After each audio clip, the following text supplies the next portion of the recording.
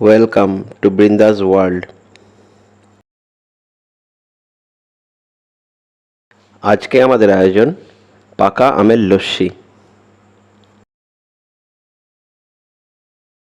সাধারণ লস্যি তো সকলেই খান, আজ দেখে নেওয়া যাক পাকা আম দিয়ে কিভাবে স্পেশাল লস্যি বানানো যায়। এ আমের মরশুমে পাকা আমের লস্যি একটা ভিন্ন মাত্রা এনে দেবে।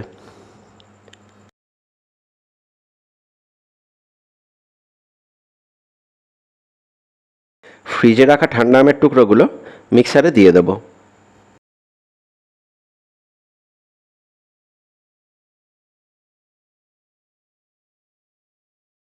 এবার মিক্সারে সেটা ভালো করে পেস্ট করে নেব।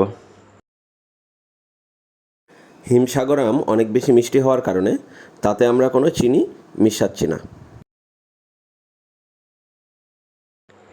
এবার তাতে আমরা ঠান্ডা টক দইগুলো দেব।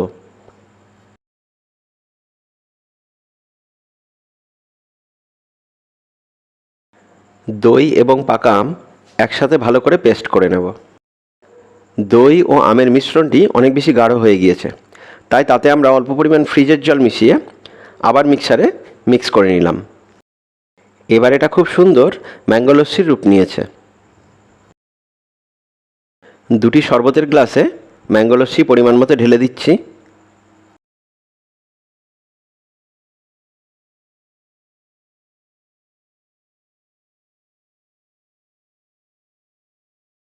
তার উপরে দিচ্ছি খেজুর, কাজু বাদাম,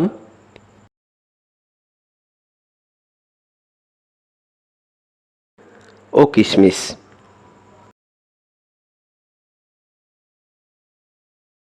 প্রচণ্ড গরমের মাঝে এই ঠান্ডা ম্যাঙ্গো লস্যি আপনার মন এবং শরীর দুটোকেই খুব ভালো রাখবে।